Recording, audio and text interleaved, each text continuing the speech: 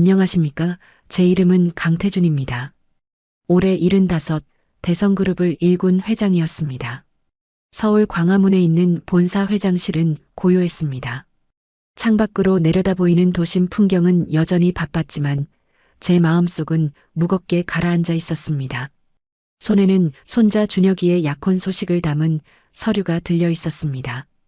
예비 며느리 이수진, 27세, 신한은행 강남지점 근무. 짧은 프로필이었습니다. 평범한 은행원이라고 적혀 있었습니다. 저는 서류를 내려놓고 깊은 한숨을 내쉬었습니다. 또 돈을 보고 접근한 건 아닐까? 70년을 살며 수많은 사람을 만났습니다. 그중 절반 이상이 제 재산을 노리고 다가왔습니다. 겉으로는 순수한 척하며 뒤로는 계산기를 두드렸습니다. 친구라 믿었던 이들이 돈을 빌려달라 졸랐고 친척들은 사업 지분을 요구했습니다. 심지어 제 아들조차 유산 문제로 갈등을 빚다 젊은 나이에 세상을 떠났습니다. 그 일 이후 저는 사람을 믿지 않게 되었습니다. 특히 돈 앞에서는 더욱 그랬습니다. 책상 모서리에 놓인 오래된 사진을 바라봤습니다. 젊은 시절 아내와 어린 아들이 함께 찍은 가족 사진이었습니다. 그때는 가난했지만 행복했습니다.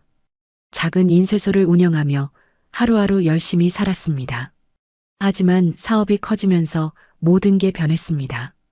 주변 사람들이 달라지기 시작했고 돈이 관계를 망가뜨렸습니다. 준혁이만큼은 그런 실수를 하지 않았으면 좋겠는데 손자 준혁이는 제게 유일한 희망이었습니다.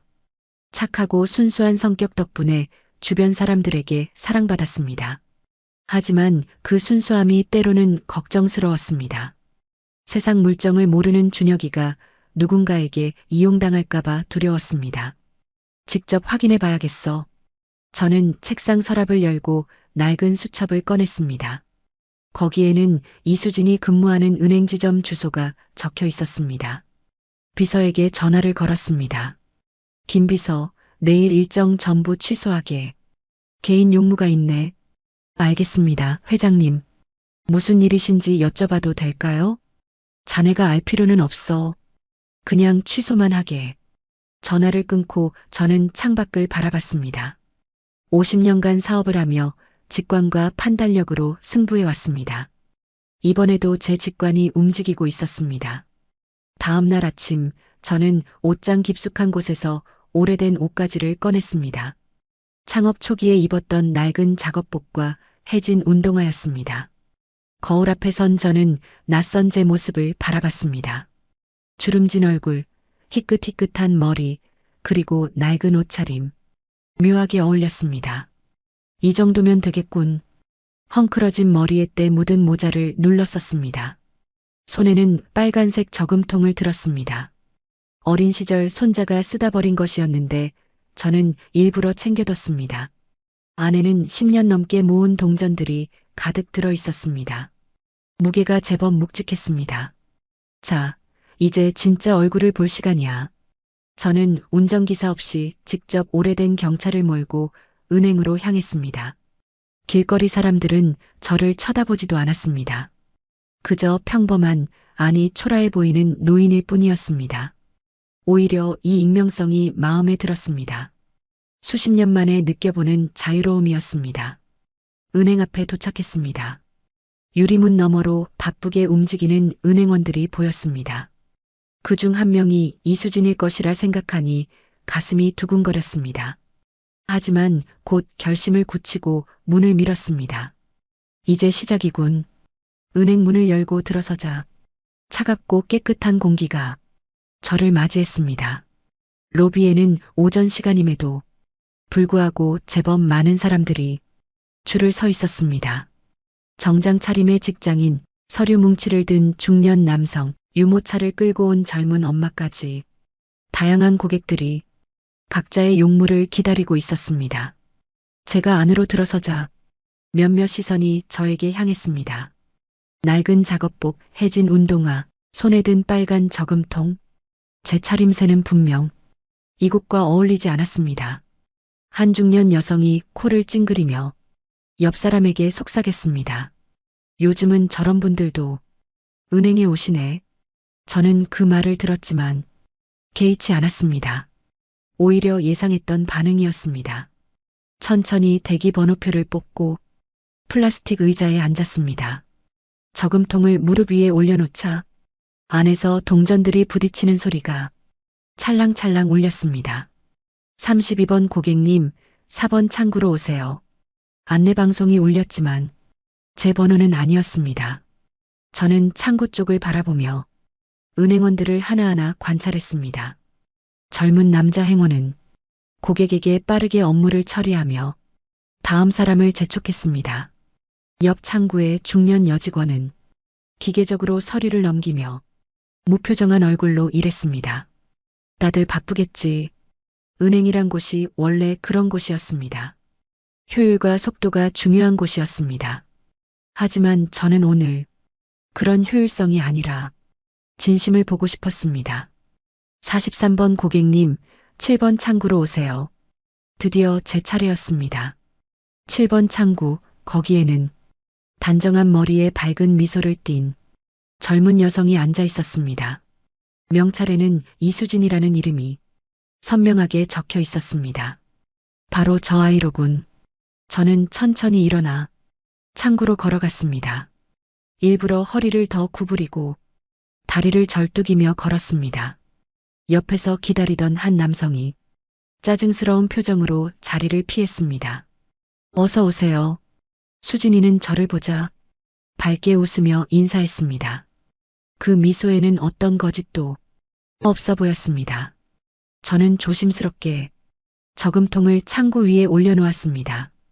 이거 좀 깨서 통장에 넣어주시오. 목소리도 일부러 떨리게 만들었습니다. 수진이는 저금통을 바라보더니 부드럽게 말했습니다. 네, 어르신. 천천히 하셔도 돼요. 급하지 않으시죠? 그 말에 저는 속으로 놀랐습니다.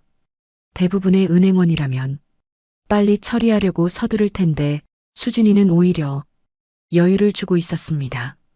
뒤에서 누군가 투덜거리는 소리가 들렸습니다. 아니, 저런 거 가지고 은행에 와. 또 다른 목소리가 맞장구 쳤습니다. 요즘 동전 입금도 수수료 받던데 저게 얼마나 된다고. 하지만 수진이는 그런 소리에 아랑곳하지 않고 저에게만 집중했습니다. 어르신, 잠깐만 기다려주세요. 제가 깨끗하게 처리해 드릴게요. 수진이는 자리에서 일어나 안쪽 사무실로 들어갔습니다. 저는 그 뒷모습을 지켜보며 생각했습니다. 연기일까 아니면 진심일까? 아직은 판단하기 이르다고 느꼈습니다. 진짜 시험은 이제부터였습니다.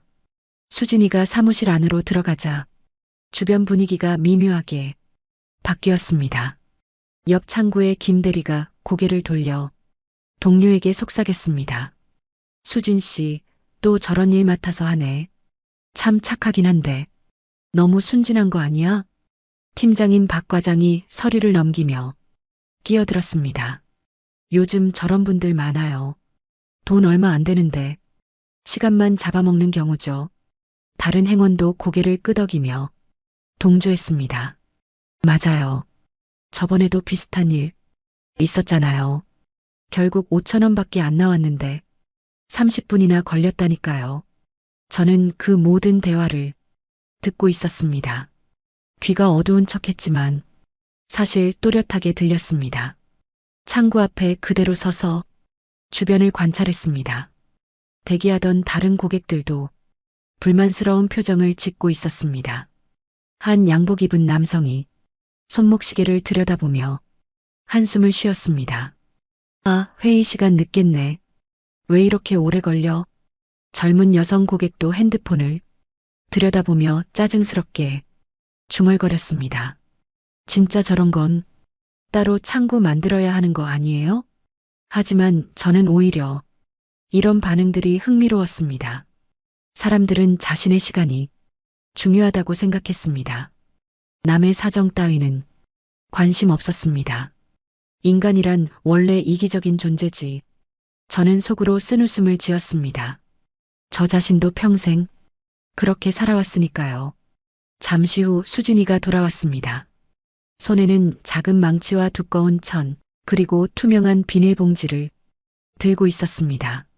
어르신, 제가 조심스럽게 깰게요. 혹시 다치실까봐 천으로 감싸서 할게요. 수진이는 저금통을 천으로 조심스럽게 감쌌습니다.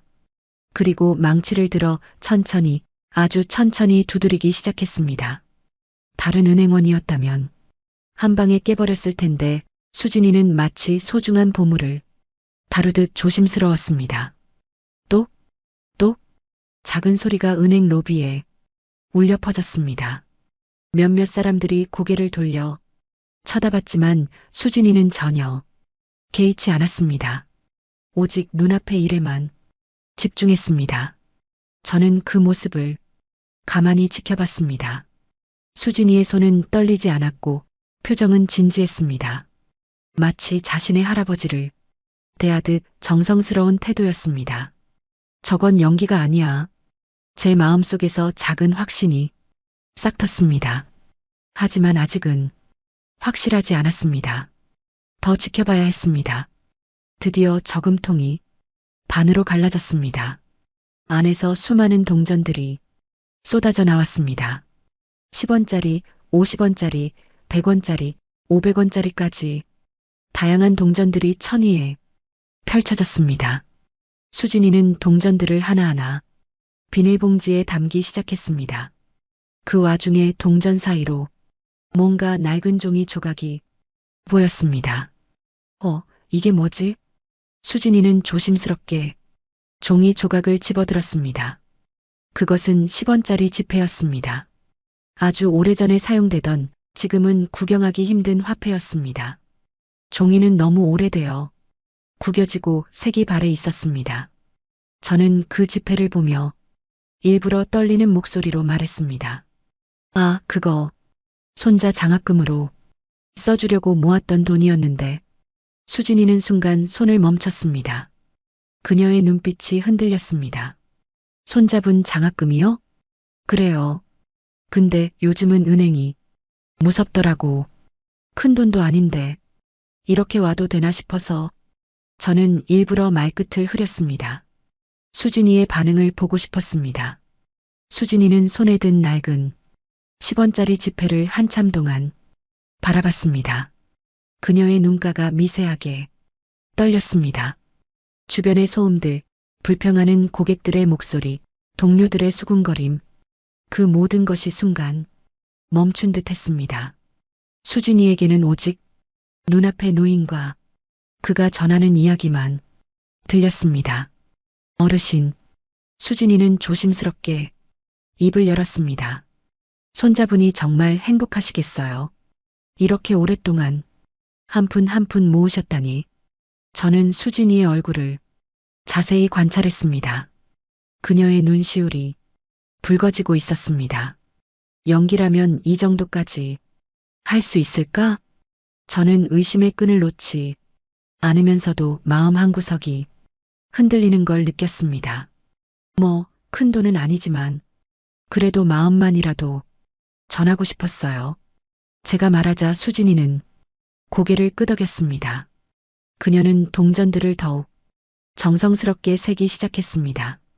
하나, 둘, 셋. 손가락으로 동전을 옮기는 속도는 느렸지만 정확했습니다. 옆 창구에 김 대리가 다시 한번 고개를 돌렸습니다. 수진 씨, 기계 쓰면 빠른데 왜 손으로 세요? 수진이는 잠깐 고개를 들어 미소 지었습니다. 어르신께서 한 푼 한 푼 모으신 건데 저도 정성스럽게 세야죠. 그 말에 김 대리는 더 이상 아무 말도 하지 않았습니다. 뒤에서 대기하던 한 중년 여성이 혀를 찼지만 다른 고객 한 명은 오히려 조용히 미소를 지었습니다. 수진이는 계속해서 동전을 셌습니다. 10원짜리가 123개, 50원짜리가 87개, 100원짜리가 204개, 500원짜리가 56개였습니다. 그녀는 각각을 종류별로 나누어 작은 비닐봉지에 담았습니다. 어르신, 총 13만 7,500원이에요. 수진이가 말했습니다. 저는 속으로 계산을 해봤습니다. 정확한 금액이었습니다.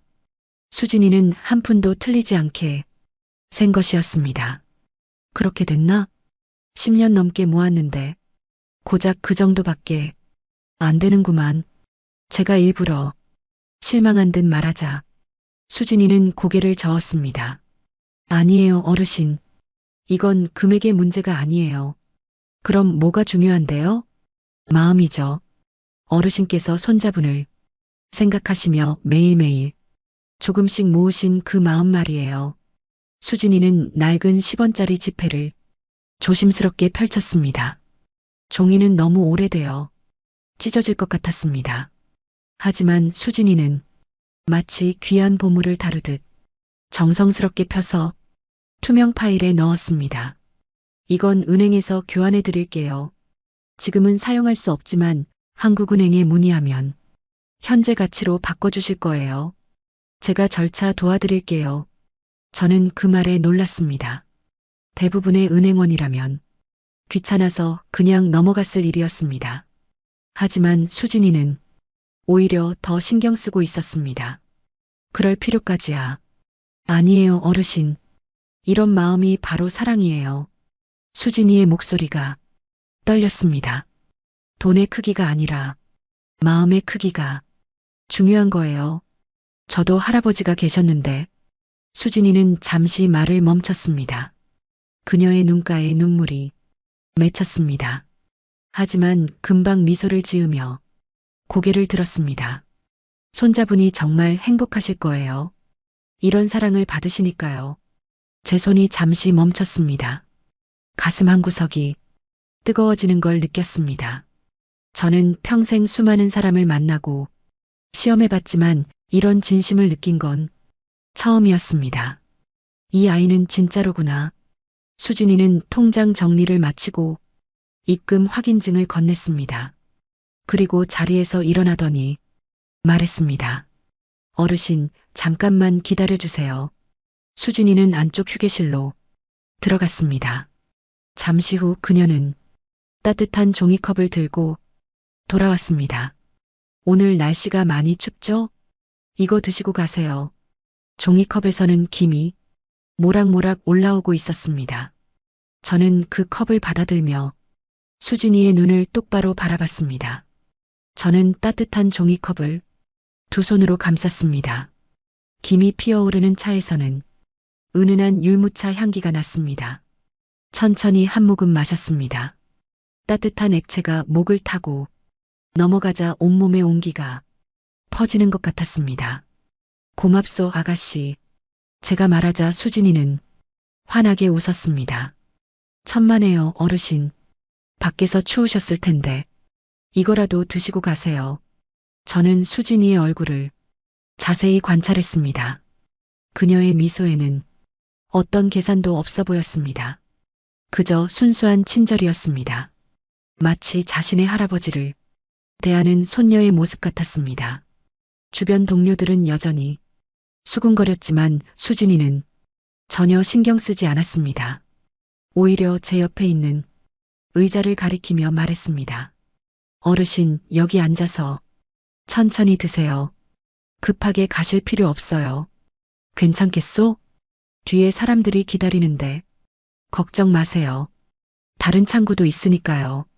수진이는 다시 한번 미소 지으며 저를 안심시켰습니다. 저는 천천히 의자에 앉았습니다.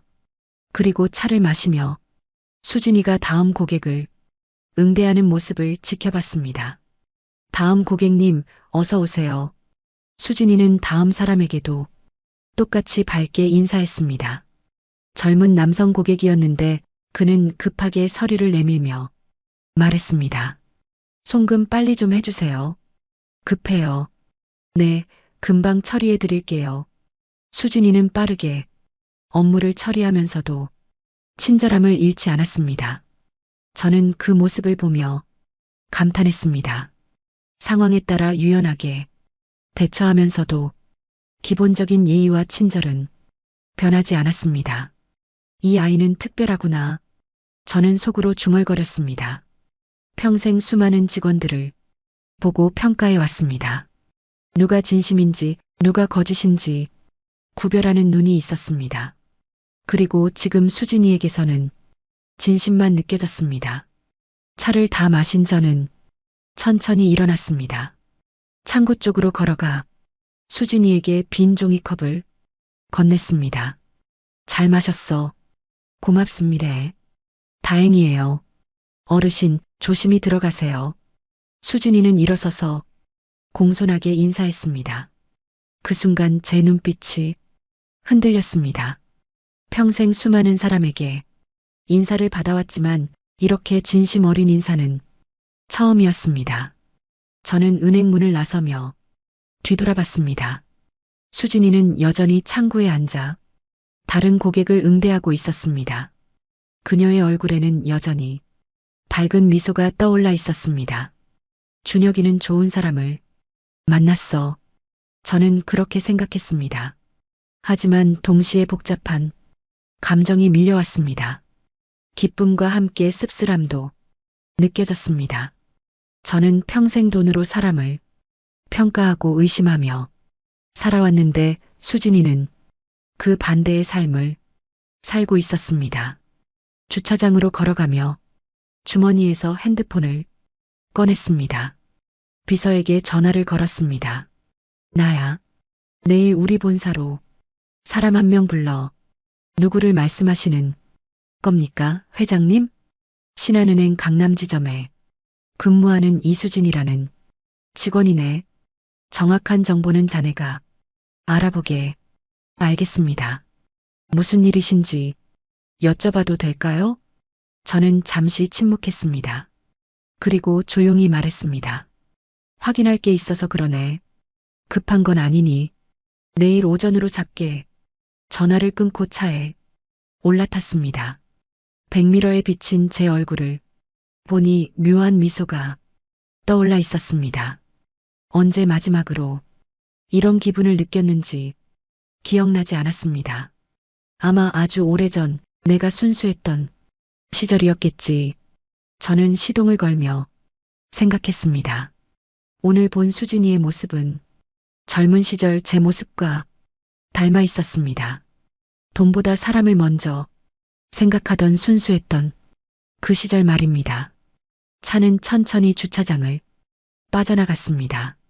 저는 창밖을 바라보며 내일을 생각했습니다. 수진이가 회장실에서 저를 다시 마주했을 때 어떤 표정을 지을까? 놀랄까? 아니면 두려워할까? 아니야. 저 아이는 떳떳할 거야. 저는 확신했습니다.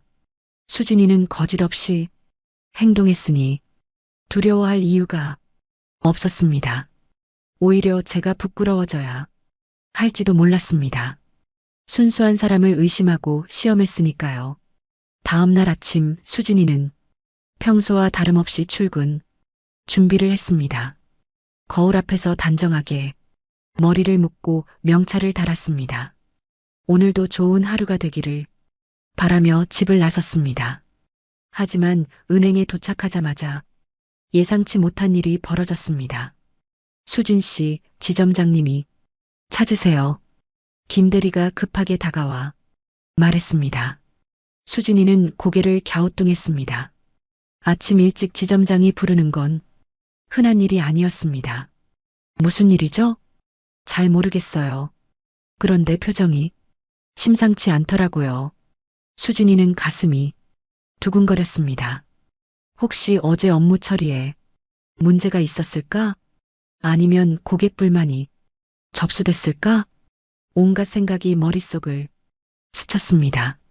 지점장실 문을 노크하자 안에서 굵은 목소리가 들렸습니다.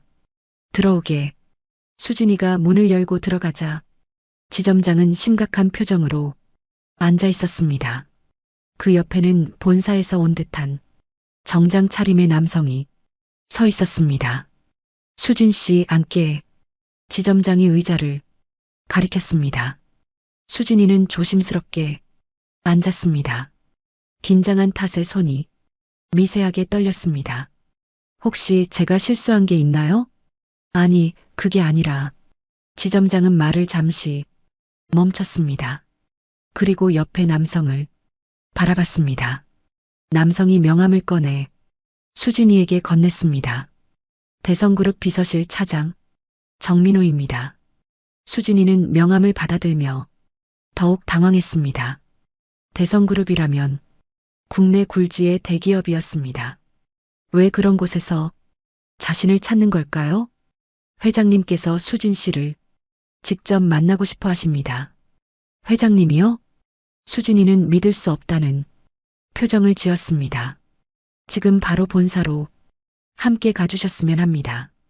차량을 준비해뒀습니다.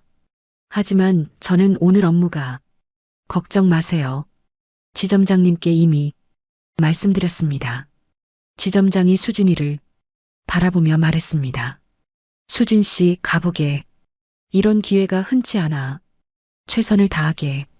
수진이는 여전히 이해할 수 없었지만 고개를 끄덕였습니다.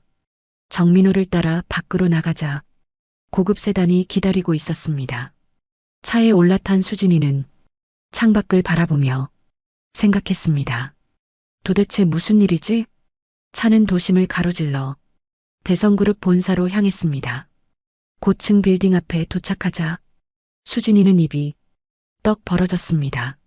건물은 상상했던 것보다 훨씬 웅장했습니다. 이쪽으로 오시죠.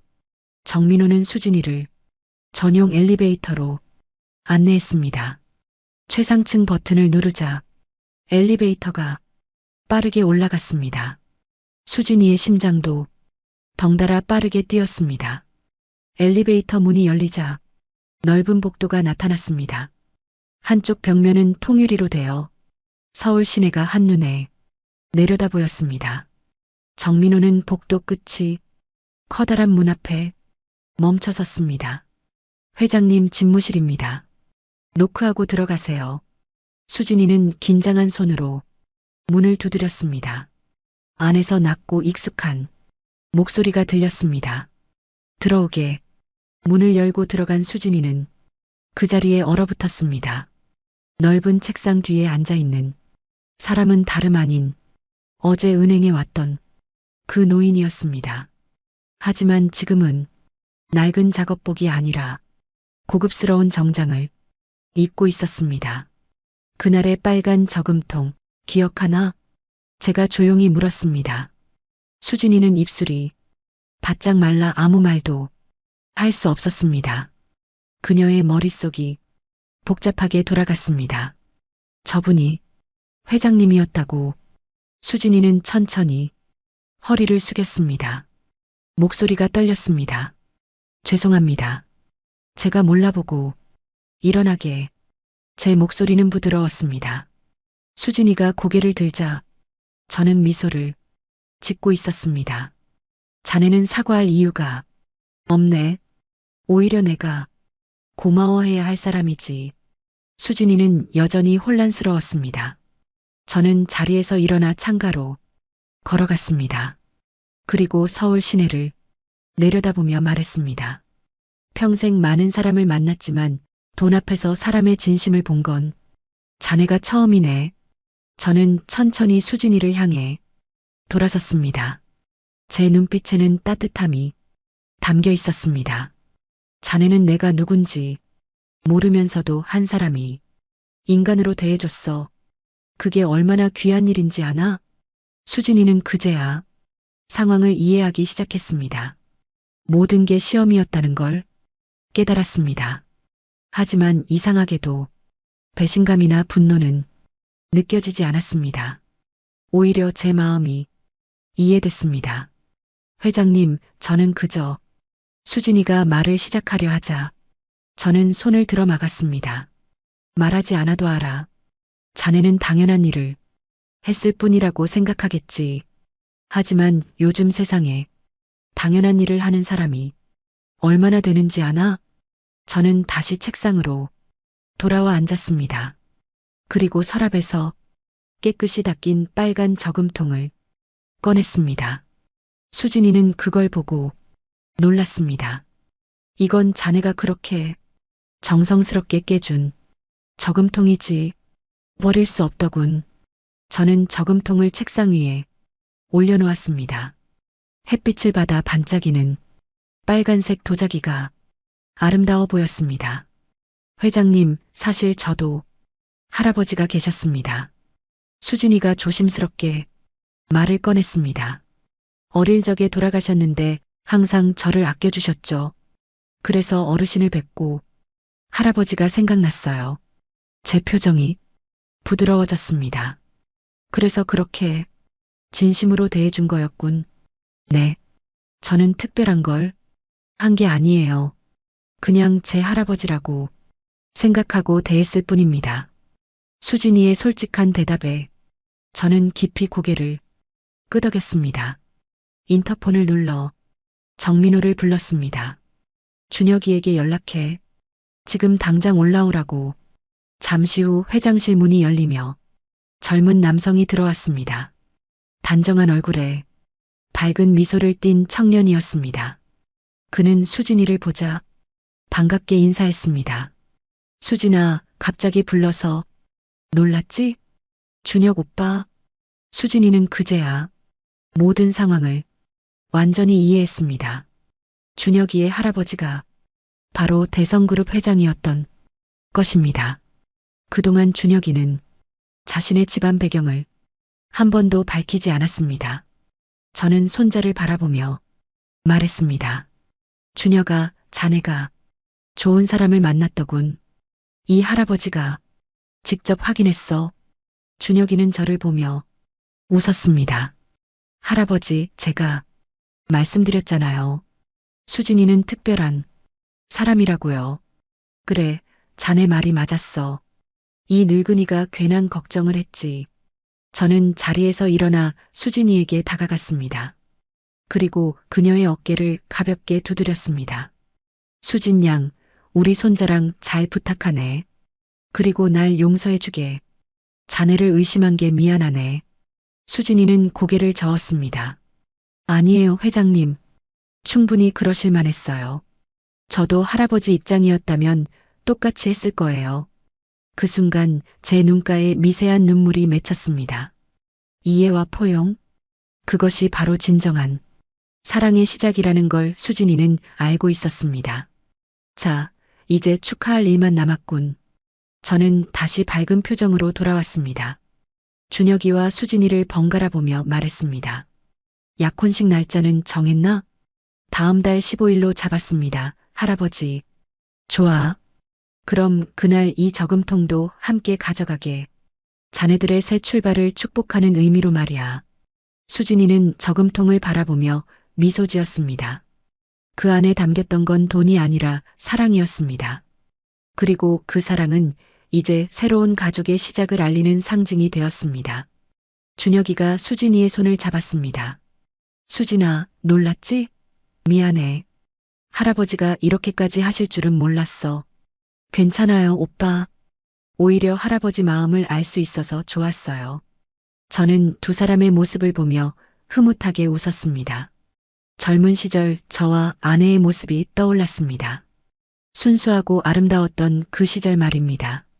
자, 이제 가서 준비들 하게. 약혼식에 필요한 건 뭐든지 말하고. 네, 할아버지. 감사합니다. 준혁이와 수진이가 회장실을 나서자 저는 다시 한번 저금통을 바라봤습니다. 작고 낡았지만 그 안에는 세상 어떤 보석보다 귀한 가치가 담겨 있었습니다. 이제야 진짜 행복이 뭔지 알 것 같네. 저는 혼잣말처럼 중얼거리며 창밖을 바라봤습니다. 한 달이 흐른 후 약혼식 날이 밝았습니다. 서울 시내의 고급 호텔 연회장은 우아한 꽃 장식으로 가득했습니다. 하얀 장미와 은은한 조명이 어우러져 마치 동화 속 한 장면 같았습니다. 하객들은 삼삼오오 모여 앉아 축하의 말을 나누고 있었습니다. 수진이는 드레스룸에서 거울을 바라봤습니다. 연한 분홍빛 드레스를 입은 자신의 모습이 낯설면서도 설렜습니다. 옆에서 어머니가 머리를 다듬어주며 말했습니다. 우리 딸 정말 예쁘다. 행복하게 살아야 해. 네, 엄마. 걱정 마세요. 수진이는 어머니의 손을 꼭 잡았습니다. 그녀의 눈가에 눈물이 맺혔지만 금방 미소로 바뀌었습니다. 오늘은 울면 안 되는 날이었으니까요. 연회장 한쪽에는 특별한 테이블이 마련되어 있었습니다. 그 위에는 깨끗이 닦인 빨간 저금통이 놓여 있었습니다.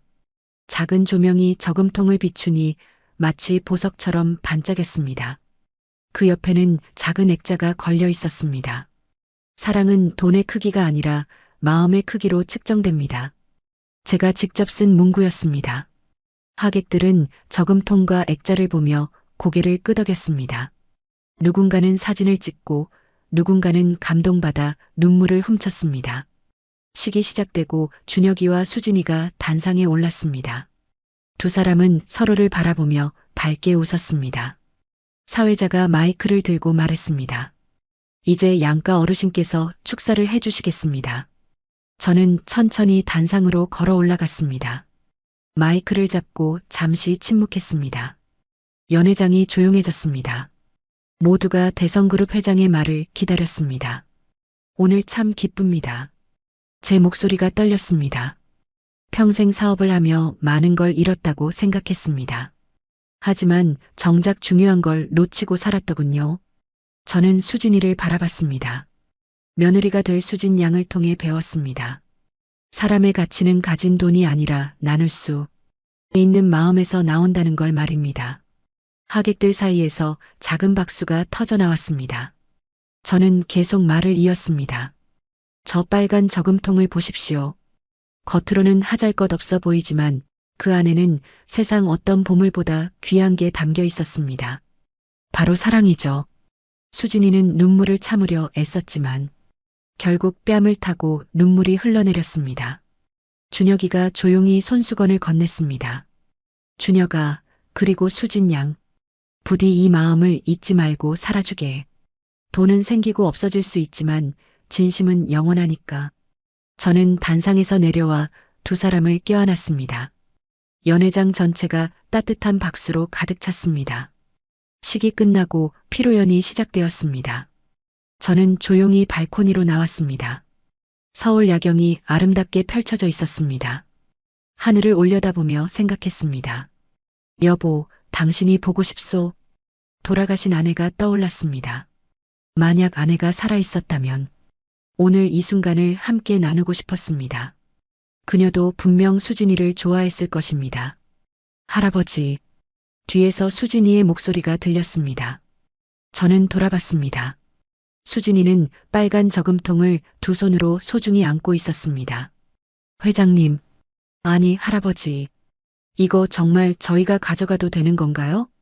저는 고개를 끄덕였습니다. 물론이지. 그게 본래 있어야 할 곳이네. 사랑하는 사람들 곁에 말이야. 수진이는 저금통을 꼭 껴안았습니다. 할아버지, 평생 소중히 간직할게요. 그리고 언젠가 저희 아이에게도 이 이야기를 들려줄 거예요. 진짜 가치가 뭔지 가르쳐주고 싶어요. 제 마음이 뜨거워졌습니다. 수진이의 머리를 쓰다듬으며 말했습니다. 고맙네, 수진 양. 자네 덕분에 이 늙은이가 평생 잃고 살았던 걸 되찾았어. 뭘 되찾으셨는데요? 사람을 믿는 마음이지. 내가 평생 모은 건 재산이 아니라 오늘 같은 마음이었어야 했는데. 제 목소리가 잠시 멈췄습니다. 수진이는 제 손을 잡았습니다.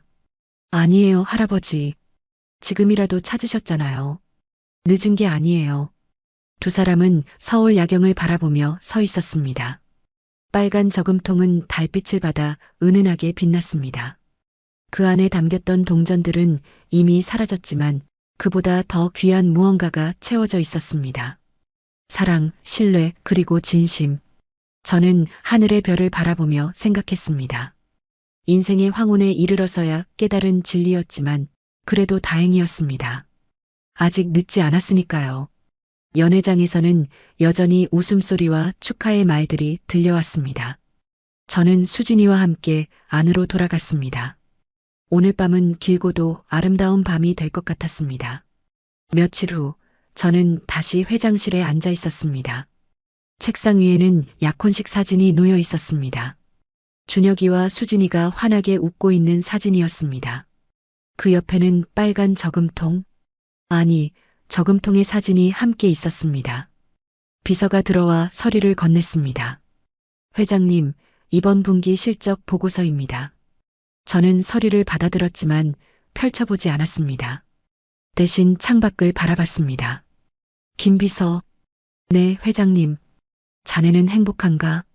갑작스러운 질문에 김 비서가 당황했습니다. 그게 무슨 말씀이신지. 돈 말고 진짜 행복 말이야. 자네에게 소중한 사람이 있나? 김 비서는 잠시 생각하더니 대답했습니다. 가족이 있습니다. 아내와 딸이요. 그럼 오늘은 일찍 퇴근하게. 가족과 저녁 먹게. 하지만 회장님, 오늘 회의는 내일 해도 돼. 가족은 기다려주지 않아. 저는 미소를 지으며 말했습니다. 김 비서는 놀란 표정으로 저를 바라봤습니다. 감사합니다, 회장님. 김 비서가 나간 후 저는 다시 사진을 바라봤습니다. 70년을 살며 처음으로 깨달았습니다. 진짜 부자는 돈이 많은 사람이 아니라 사랑받는 사람이라는 것을요. 핸드폰이 울렸습니다. 준혁이었습니다. 할아버지, 저예요. 응, 무슨 일이냐? 할아버지, 수진이랑 제가 다음 주말에 뵈러 갈게요. 집에서 같이 저녁 먹어요. 그래, 좋지. 할아버지가 맛있는 거 준비해 놓마. 할아버지, 사랑해요. 전화를 끊고 저는 눈을 감았습니다. 가슴이 따뜻했습니다. 이런 느낌 정말 오랜만이었습니다. 아들을 잃고 난 후 얼어붙었던 제 마음이 조금씩 녹아내리고 있었습니다. 책상 서랍을 열어 오래된 가족 사진을 꺼냈습니다. 젊은 시절 아내와 아들이 함께 찍은 사진이었습니다. 아들은 카메라를 향해 해맑게 웃고 있었습니다. 미안하다, 아들아. 아빠가 돈만 쫓느라 정작 중요한 걸 놓쳤구나. 손가락으로 사진 속 아들의 얼굴을 쓰다듬었습니다. 만약 제가 진작 깨달았더라면 아들과의 관계도 달라졌을까요? 유산 다툼으로 마지막까지 싸우지 않았을까요? 하지만 이제는 달랐습니다. 준혁이만큼은 제대로 사랑하고 싶었습니다. 그리고 수진이도 진짜 가족으로 받아들이고 싶었습니다. 창밖으로 해가 지고 있었습니다. 노을이 아름다웠습니다. 저는 서류를 정리하고 가방을 챙겼습니다. 오늘은 일찍 퇴근하기로 했습니다. 집으로 가는 길, 저는 작은 꽃집 앞에 차를 세웠습니다. 꽃집 주인이 반갑게 맞이했습니다. 어서 오세요. 어떤 꽃을 찾으세요? 아내 산소에 갖다 줄 꽃이요. 뭐가 좋을까요? 국화는 어떠세요? 정성스럽고 오래가요. 좋습니다. 그걸로 주세요. 꽃다발을 들고 아내의 산소로 향했습니다. 서울 외곽의 조용한 묘지였습니다. 저는 산소 앞에 무릎을 꿇고 꽃을 놓았습니다. 여보, 나야. 오랜만이지? 바람이 불었습니다. 마치 아내가 대답하는 것 같았습니다. 미안해. 그동안 자주 못 왔어. 바쁘다는 핑계로 널 외롭게 했지. 목이 메었습니다. 근데 말이야, 우리 준혁이가 정말 좋은 사람을 만났어. 수진이라고 내가 정말 좋아했을 아이야. 착하고 순수하고 마치 젊은 시절의 너 같아. 눈물이 흘러내렸습니다. 나도 이제 좀 알 것 같아. 내가 평생 나한테 하고 싶었던 말이 뭔지. 돈보다 중요한 게 있다는 거 맞지? 산소 앞에 한참을 앉아 있었습니다. 해가 완전히 지고 어둠이 내렸습니다.